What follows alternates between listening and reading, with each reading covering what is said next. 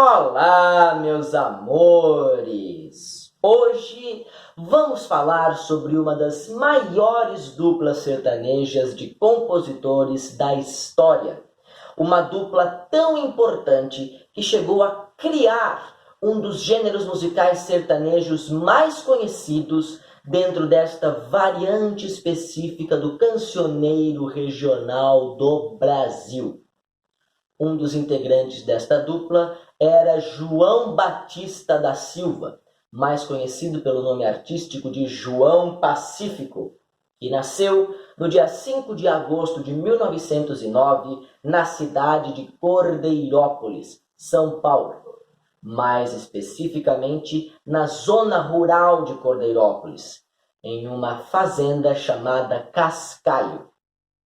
Lá, sua mãe, uma ex-escrava, trabalhava como cozinheira, à medida que seu pai era maquinista e trabalhava na Companhia Paulista de Estradas de Ferro.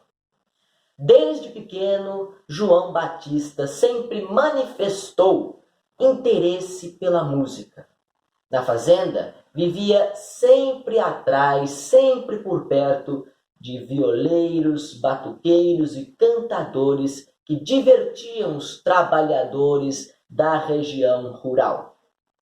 Aos 7 anos de idade, João Batista se muda com sua família para a cidade de Limeira. Lá, ele fez parte de um conjunto orquestral que tocava no cinema daquela cidade.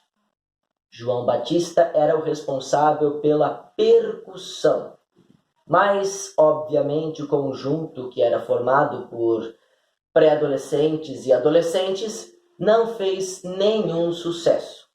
Ainda assim, foi a primeira experiência musical de João Pacífico.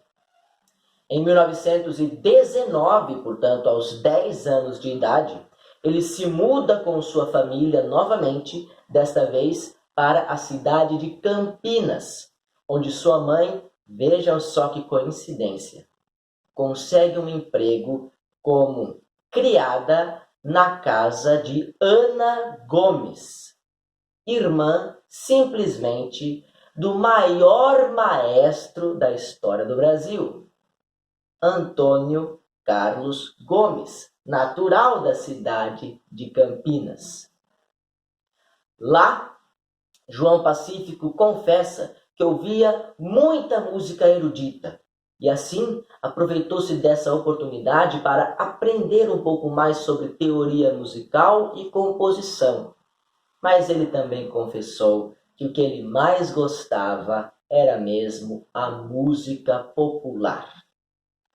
Seu pai arranjou para ele um emprego também na Companhia Paulista de Estradas de Ferro. Ele era ajudante de lavador de pratos nos vagões-restaurante dos trens. Vocês podem imaginar o quanto ele ganhava mal, não é mesmo? Ainda mais por ser alvo do trabalho infantil, um horror. Mas mesmo assim, isso não impediu que João Batista da Silva continuasse se dedicando ao seu maior sonho, o sonho de um dia se tornar músico profissional. Por indicação de Ana Gomes, a patroa de sua mãe, ele conseguiu um emprego na Orquestra Sinfônica da cidade de Campinas, um emprego como percussionista, trabalhando, portanto, paralelamente entre a Orquestra Sinfônica e a Companhia Paulista de Estradas de Ferro. Ou seja, dividindo-se entre o emprego que garantia o seu sustento e o emprego que ele realmente gostava de fazer, gostava de trabalhar. Em uma de suas viagens de trem, João Pacífico conheceu o poeta Guilherme de Almeida e não perdeu tempo de apresentar a ele algumas de suas composições, de melodias e de letras. Guilherme de Almeida interessou-se, sim, pelo trabalho de João Pacífico e sugeriu que ele fosse até São Paulo e procurasse na Rádio Cruzeiro do Sul o cantor Paraguaçu. Obviamente, João Pacífico de novo não perdeu tempo e seguiu o conselho de Guilherme de Almeida. Foi para São Paulo, foi para a Rádio Cruzeiro do Sul e procurou Paraguaçu. Paraguaçu também se interessou pela obra de João Pacífico e sugeriu então que ele procurasse um outro cantor e compositor que ele, Paraguaçu, julgava que tinha mais a ver com o estilo regional, com o estilo caipira de João Pacífico. Este segundo compositor, indicado por Paraguaçu, minha gente, é ninguém mais, ninguém menos do que o segundo membro da nossa dupla de hoje. Uma dupla que definitivamente se consagraria na história da música popular sertaneja regional brasileira. Uma das duplas mais conhecidas e mais renomadas da história, formada por João Pacífico e Raul Montes Torres, mais conhecido pelo nome de Raul Torres, e que, além da dupla de composição com João Pacífico, formaria outras duas duplas de cantores, primeiramente com o seu sobrinho Serrinha e, segundamente, com o seu amigo Florencio. Aliás, a dupla Raul Torres e Florencio é a mais famosa de toda a carreira de Raul Torres. Sem contar que a dupla Raul Torres e Florencio interpretava canções compostas pelo próprio Raul Torres com o nosso João Pacífico. Gostou? Amou? Raul Montes Torres era filho de imigrantes espanhóis e nasceu no dia 11 de julho de 1906 na cidade de Botucatu, São Paulo, lá perto de Jaú, onde eu nasci. Ainda em sua cidade natal, foi lá que Raul Torres teve suas primeiras experiências musicais, cantando modas de viola em festas acompanhado por seus amigos. Em 1917, a morte de seu pai fez com que sua família se mudasse para Itapetininga, também em São Paulo. E 3 anos depois, buscando realizar o sonho de se tornar um músico profissional, Raul Torres muda-se sozinho para a capital, para a cidade de São Paulo. Mas vocês sabem que a estrada trilhada para se tornar um músico de sucesso não é nada fácil. Por isso, para se sustentar, Raul Torres começou a trabalhar inicialmente como entregador de lenha em casas de família. Depois, conseguiu um emprego público, trabalhando como cocheiro oficial da prefeitura. Até que ele veio finalmente a se estabilizar financeiramente com um bom emprego na Companhia de Estradas de Ferro Sorocabana, onde ele viria, aliás, a permanecer sua vida inteira, aposentando-se com muita segurança em 1954. A estabilidade financeira garantida a Raul Torres por seu emprego na Companhia de Estradas de Ferro permitiu que ele se dedicasse com maior tranquilidade, com maior afinco à sua carreira musical.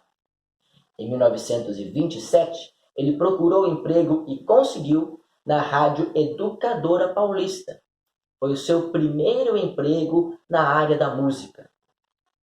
Lá, ele entrou em contato com a obra de um conjunto nordestino chamado Turunas da Mauricéia, que fazia muito sucesso no Brasil inteiro naquela época.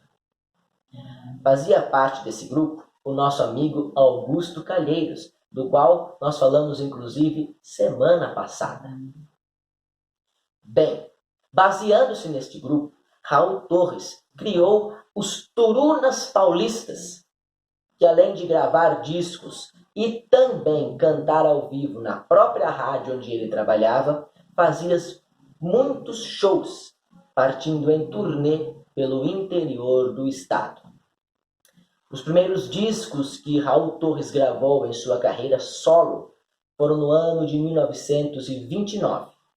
E no ano de 1933, já trabalhando na Rádio Cruzeiro do Sul, ele finalmente conheceu João Pacífico. Foi com João Pacífico que ele comporia a nossa música de hoje. Mas antes, ainda naquele ano de 1933, ele gravaria 2 composições solo de João Pacífico. E em 1935, eles teriam sua primeira composição em parceria, a canção Seu João Nogueira. Mas nossa música de hoje é de 1936 e seria a primeira toada histórica do mundo. Senhoras e senhores, com vocês, Chico Mulato. Toada histórica é simplesmente uma música sertaneja que conta uma história, podendo inclusive ser precedida por uma declamação antes dos versos cantados. Simples assim. Os criadores deste gênero musical sertanejo foram os nossos João Pacífico e Raul Torres. A toada histórica Chico Mulato vai contar a história deste violeiro chamado Chico Mulato, que perdeu sua namorada, a caboclinha Teresa, que por sua vez fugiu com outro homem, e desta forma veio a morrer de tristeza, deixando de alegrar as festas da fazenda, nas quais ele era conhecido por tocar brilhantemente sua viola. Destes mesmos compositores, é uma canção que nós ainda vamos falar futuramente, chamada Cabocla Teresa, uma toada histórica muito mais famosa, que conta, já adiantando para vocês, a história de um feminicídio. E eu fiquei com essa pulga atrás da orelha. Será que Chico Mulato seria o o que aconteceu antes de Cabocla Teresa? Eu tenho minhas dúvidas, porque embora até o nome da mulher seja o mesmo e a história seja a mesma, ela fugiu com outro, na canção Cabocla Teresa, o marido traído mata a sua esposa, enquanto em Chico Mulato, o protagonista título acaba morrendo de tristeza, segundo o que nos diz a letra. Mas ainda assim, nos versos declamados no início, antes da parte cantada de Chico Mulato, esses versos nos dizem que o Chico Mulato seguiu a Teresa e o homem que a amava com um punhal. Então eu fico na dúvida. Eu vou assumir que sejam 2 obras separadas, que não tem nenhuma conexão a não ser conspiracionista da minha parte. Mas que muita coincidência Talvez a coincidência seja mais pela proximidade da criação dos 2 compositores do que necessariamente por um continuismo entre as 2 canções. Mas que é de se pensar, lá isso é. Não é verdade? A primeira gravação de Chico Mulato aconteceu no ano de 1937, nas vozes dos próprios Raul Torres e João Pacífico.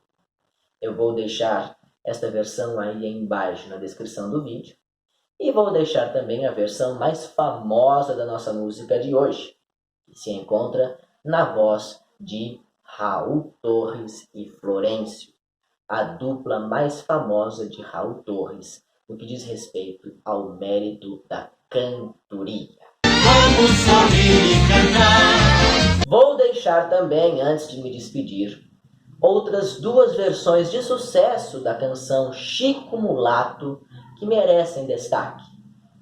Uma delas está na voz do saudoso Rolando Boldrin, que por muitos anos apresentou o programa Senhor Brasil na TV Cultura. Vou deixá-la aí embaixo na descrição do vídeo, assim como uma gravação mais recente na voz de Sérgio Reis, acompanhado pelo próprio João Pacífico, que é quem faz a declamação dos versos no início da música. Ok? Então, senhoras e senhores, eu espero que tenham gostado. Semana que vem voltamos a falar de música sertaneja e eu espero vocês lá. Por hoje ficamos por aqui. Eu agradeço a atenção, a audiência e um abraço no coração de todos. Beijos na alma de cada um. Lembranças do Emílio. E até a próxima.